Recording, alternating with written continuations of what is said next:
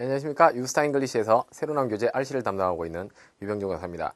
오늘 우리 동사에 대해서 한번 볼 건데요. 여러분, 동사라고 하면 무엇을 떠올리시는지 잘 모르겠는데요. 일반적으로 문장이라고 하는 애가 주어 하나, 동사 하나 이렇게 이루어집니다. 그러면 여러분이 생각하셔야 되는 거는 주어가 있으면 동사가 있구나, 그리고 동사는 꼭 하나가 있구나 라는 걸 아셔야 되겠는데요. 문장 속에 동사는 과연 하나만 있을까요? 여러분, 저번에 우리 1강에서 접속사 이야기했던 부분 기억납니까? 접속사란 문장 속에 끼게 되면 어떻게 되는가요? 동사가 하나, 개수가 늘게 되죠. 그래서 접속사가 등장함으로써 다시 동사가 등장하게 됩니다. 그래서 여러분은 이 접속사 문제를 풀 때도 마찬가지지만 동사 문제를 풀 때도 접속사가 있냐 없냐에 따라 동사를 넣을까 말까 여러분이 선택을 해야 되는 거죠. 이해가십니까? 그러면은 우리 동사라는 문제에 대해서 접근을 어떻게 할 수 있느냐, 이 동사라는 개념은 요거를 생각할 수가 있습니다. 동사란 일단 보기에 동사들이 같이 깔리게 될 경우에 두 가지 종류의 동사가 있다는 것을 이해하셔야 되겠는데요.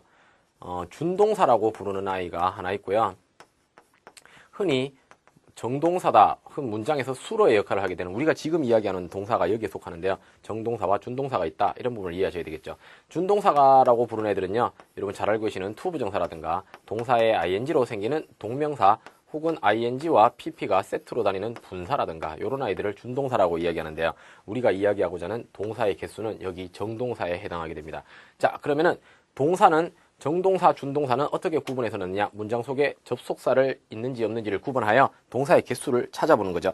보다 동사의 개수는 접속사 개수 더하기 1이다. 간단하게 문제 한번 보고 갑시다. 우리 레슨 1번에 가셔가지고요, 웜업 테스트를 한번 보시겠는데 1번 한번 봅시다, 여러분.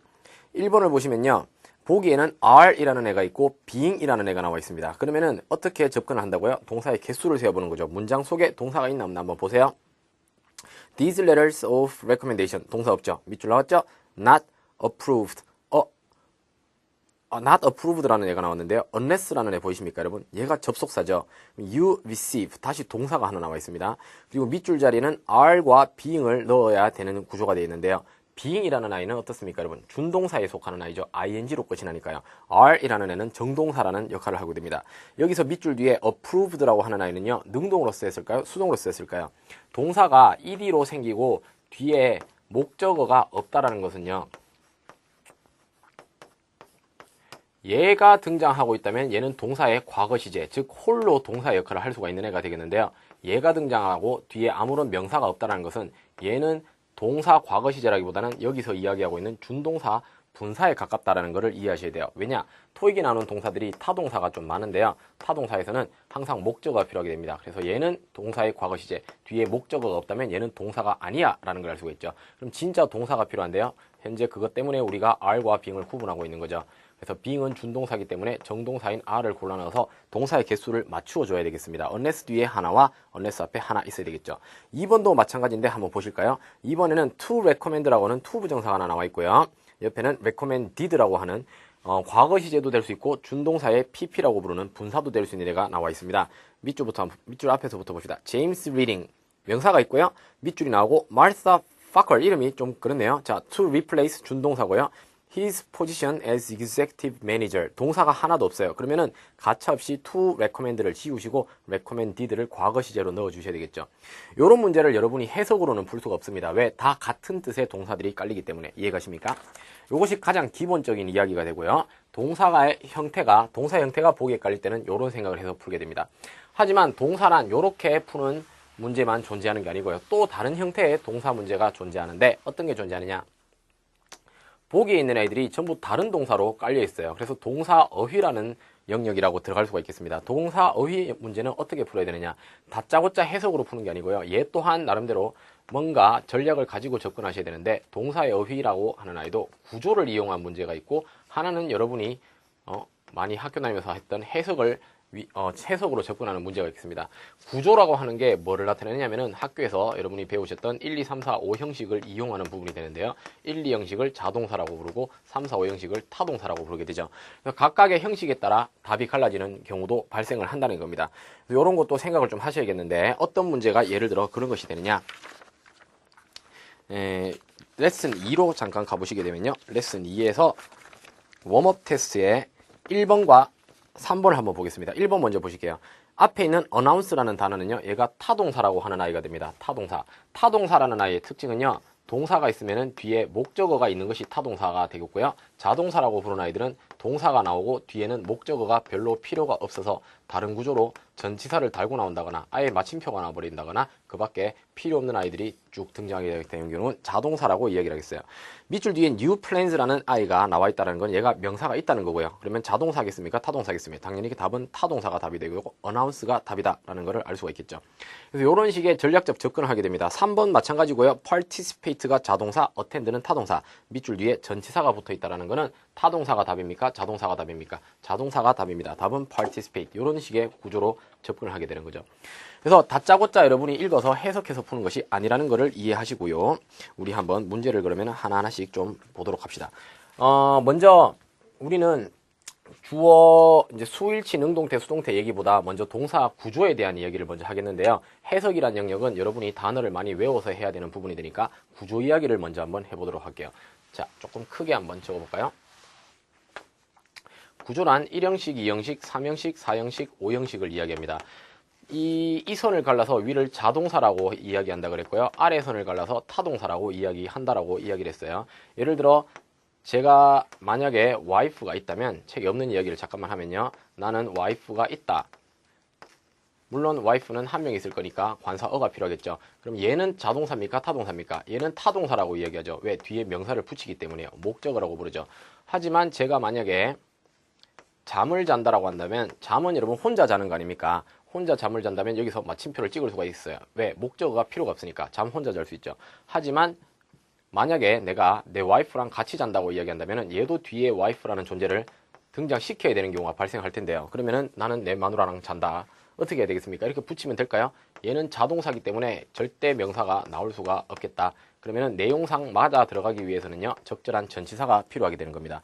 그래서 토익의 1, 2, 3, 4, 5형식의 자동사, 타동사의 개념은 일반적으로 1형식이라는 아이와 3형식 혹은 그 이하의 아이들을 서로 비교하게 되는 유형의 문제가 되는데 해결 방법은 아주 간단해요. 뒤에 명사가 보일 때 타동사를 집어넣게 되고요. 뒤에 일반적으로 전치사가 보이게 되면 자동사가 답이 되는 구조가 자주 출제가 되고 있는 것이 되겠습니다, 여러분. 요런 아이를 첫째 1형식 자동사 이렇게 부른다는 것을 이해하시고 문제를 우리 하나만 더 풀어볼까요? 자, 웜업 테스트에 한번 가가지고요. 4번도 한번 보도록 하겠습니다. 4번도 보시게 되면은 레슨 1입니다, 여러분. 레슨 1의 4번을 보시면 밑줄 뒤에 all incoming calls라고 하는 아이가 목적으로 나와 있는 아이고요. 보기에는 answers라는 애가 있고 B에는 responds라고 하는 아이가 있는데 responds가 자동사입니다. 그래서 뒤에 명사가 있으니까 얘가 답으로 들어갈 수가 없겠죠. 답은 answers 들어가야 되겠죠. 그러면 저 사람은 왜 저렇게 쉽게 이건 자동사죠, 저건 타동사죠. 그건 어디서 나오는 정보입니까, 여러분? 그거는요, 여러분이 외우시는 수밖에 없습니다. 최소한 알아두시면은 자동사와 타동사라는 아이의 비율이요, 토익에는 타동사의 비율이 훨씬 높기 때문에 따로 여러분이 자동사를 기억해 두신다면은 이런 식으로 저하고 똑같은 방법으로 문제를 풀 수가 있게 돼요. 그럼 자동사는 어디 나옵니까? 자동사라고 하는 아이는요, 레슨 2에 등장하고 있고요. 2의 중간에 네모를 보시면은 많은 아이들이 동사들이 쫙 나와 있는 리스트가 보이죠. 얘네들이 전부 다 자동사라는 아이라는 것을 이해하시면 되겠죠. 자, 몇 개만 한번 볼까요? go, rise, arise, surge, look. 보입니까? 요 아이들이 뭐다? 자동사다. 하지만 주의하실 거는 모든 자동사들이 다 자동사만 되는 건 아니고요. 타동사가 되는 경우도 있기 때문에 두 가지 다 되는 애들도 있다는 것을 잊지 마시고 좀 보셔야 되겠습니다. 아시겠죠? 자, 그러면은 1형식이라고 하는 자동사의 개념을 어떻게 접근해야 되는지를 얘기했고요. 여러분은 3형식과 비교하여 목적어 유무로 문제를 푸는 것이 1형식의 출제 형식이 되겠습니다. 자, 그러면 2형식이라고 흔히 부르는 아이들의 출제 형식은 어떤 식으로 들어가는가 한번 보도록 할게요. 2형식은요, 주어가 있고 동사가 등장을 하게 되는데 동사만으로는 얘는 이야기가 되지 않아요. 그래서 1형식과는 조금 다른 자동사가 됩니다. 얘는 뒤에 어떤 존재가 나옵니까? 보어라고 하는 아이가 등장하게 되는데 보어는요, 여러 가지 형태를 취해요. 명사가 나올 때도 있고요, 형용사가 나올 때도 있고요, 어떨 때는 투부정사가 나올 때도 있고요. 다양한 형태를 취하게 되는데요. 일반적으로 토익에서 가장 선호하는 아이는 형용사 보어를 선호합니다. 이 2형식 동사의 출제 경향은요, 2형식 동사 뒤에 밑줄이 있을 때 여러분이 형용사를 집어넣는다는 것이 가장 흔하게 나오는 아이가 되는데 왜 그러면 명사 보어는 잘 나오지 않느냐, 한 번만 생각을 한번 해보고 지나갈게요. 봅시다. I am 병조 이렇게 적어놨을 때 얘가 주어 얘가 보어가 되는데요. 여러분, 제가 뭐를 좋아한다고 얘기합시다. 예를 들어 나는 만화책을 좋아한다. 만화를 좋아한다고 그냥 얘기해 볼게요. 만화를 좋아한다고 할 때 현재 둘 다 동사 앞뒤로 명사를 띄우고 있는데 얘와 얘는 서로 같은 애죠. 같은 애는 보라고 이야기합니다, 여러분. 반면에 나라는 존재와 만화라는 존재는 서로 다른 아이 아닙니까? 다른 아이들이 존재할 때는 얘네들을 목적어라고 여러분이 이해를 할 수가 있는데요. 이 보어 자리에 명사 넣기가 나오면요, 내용이 너무 쉬워져요. 왜? 비동사 앞에 있는 아이가 사람이면 여기도 사람 집어넣으면 되고요. 자동차면은 자동차 넣으면 되겠죠. 집이면 집을 넣고 나라면 나라를 넣게 됩니다. 문제 자체가 너무 쉬워지기 때문에 아마 형용사 보어 넣는 거를 좀 선호하는 것이 아닌가, 이렇게 이해를 하시면 되겠죠. 그러면은 이 형식의 명사 보어는 아무짝에도 쓸모가 없느냐? 그건 아니고요. 좀 전에 말씀드린 것처럼 앞뒤가 같다라는 걸 이용한 문제가 나오는데, 걔가 뭐냐면은 레슨 2예요. 실전 토익 테스트 2번을 보시면은 어떤 유형인지를 아실 수가 있을 겁니다. 한번 볼까요? 자, A, compete라고 하는 애가 나오는데요. compete는 경쟁하다라는 말이고, 얘는 자동사입니다. 여러분이 자동사 리스트를 외우셨다면 아마 머릿속에 리스트가 있을 것이고요. B에 있는 became이 이형식 동사죠. C에 있는 continue라고 하는 애는요, 자동사와 타동사 둘 다 사용되는 아이인데요. D에 있는 thought이라는 애는 think의 과거 시제가 되겠습니다. think도 자동사로 쓸 때와 타동사로 쓸 때가 다 존재하는 아이가 되겠네요. 자, 봅시다. 2번. 자, 그러면은 2형식 동사가 섞여 있고요. 밑줄 뒤에는 명사가 있습니다. 1형식 자동사인 A는 먼저 탈락이 되겠고요. 그럼 나머지 아이 중에 뭐를 넣어야 될까? 밑줄 뒤에 있는 것은 branch manager, 사람이죠. 밑줄 앞쪽에 주어를 한번 볼까요? 사람 이름이 적혀 있습니다. 그 말 뜻은 앞도 사람, 뒤도 사람, 같은 존재라는 걸 알 수가 있죠. 동사 앞뒤가 서로 같은 데가 되면은 누가 답이 된다? 이 형식이다. 답은 그래서 become 이런 식으로 따라가게 되겠습니다. became이라는 과거 시제로 나와 있네요. 이해가십니까? 자, 그래서 이것이 이 형식 동사의 출제 경향이 되겠고요. 자, 봅시다. 다음으로 한번 넘어가 보도록 할게요. 3형식 동사라고 부르는 아이들은요, 당연히 목적어를 가지는 아이부터가 3형식이라는 것을 알 수가 있는데, 여기에서 한 가지 여러분이 반드시 기억하셔야 되는 거는 뭐냐? 동사를 여러분이 평소에 이제 공부를 하시게 될 텐데요. 3형식은 뒤에 목적어가 나오는 거 맞습니다. 그죠? 여러분, 동사 어휘 공부를 할 때 절대 얘네들을 한국말로 뜻만 알아가지고는 해결이 되지 않습니다. 예를 들어 이런 경우를 한번 생각을 해볼게요. 여러분, reserve라는 단어가 어떤 뜻인지 알고 계십니까? reserve가 일반적으로 예약하다라고들 많이 하시는데, 토익에는요, 이런 표현이 굉장히 많이 나옵니다. 밑줄, the right, 권리죠. to change, 밑으로 한번 적어볼까요? departure time, 출발 시간을 바꿀 권리를 여러분이 예약하다라고 외운다면 과연 얘를 답으로 넣을 수 있겠습니까, 여러분?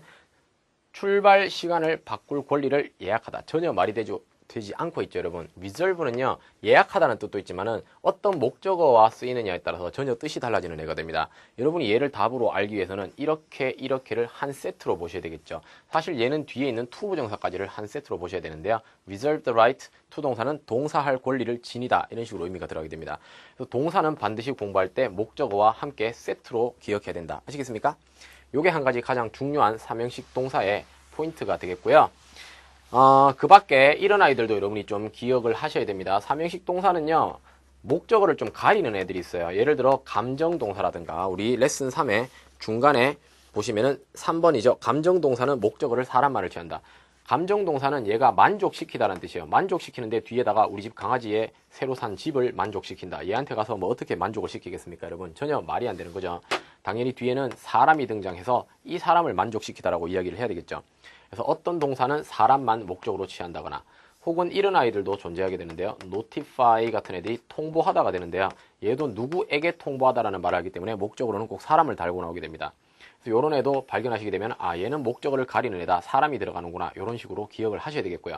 만약 say 같은 단어들이 나온다면 얘도 타동사이지만 얘는 뒤에 사람이 나와서는 말이 될 게 없다. 그래서 사람은 들어갈 수가 없다. 이런 식으로 목적어와 같이 가려서 좀 기억을 해줘야 되는 것이 3형식의 포인트가 되겠습니다. 3형식은 그러면 1형식과 가려서 집어넣는 목적어 유무로 푸는 방법도 있지만요, 목적어를 가려서 집어넣는 그런 방법도 한 가지가 존재한다는 걸 아실 수가 있겠죠. 그렇다면은 우리 한번 레슨 3의 실전 토익 테스트 2번을 한번 보실까요? A, arrive가 있고요. arrive는 자동사입니다. B, address가 있고요. C, satisfy, D에는 become이 있는데요. 봅시다. A만 자동사고 나머지는 모두 타동사로 쓸 수가 있는 애예요. 밑줄 뒤에는 malfunctions라는 명사가 있습니다. 자동사 A 먼저 버리셔야 되겠죠. 그럼 B, C, D 중에 하나 골라야 되겠어요. 자, 그러면 특징이 있는 애들이 있어요. satisfy는 어떻다? 목적어를 사람만 취한다. 밑줄 뒤에 malfunction은 오작동이기 때문에 사람이 아니죠. 그래서 C도 버려지는 겁니다.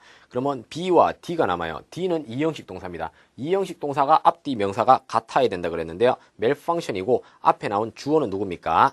engineers가 are expected to 동사 할 것으로 예상된다니까 engineer가 malfunction become이 되면은 사람과 사물이 서로 맞지 않죠. 그래서 become도 버리고 여러분이 무슨 뜻인지 혹시 모르시더라도 B를 답으로 고를 줄 아셔야 되겠죠. 이해가십니까?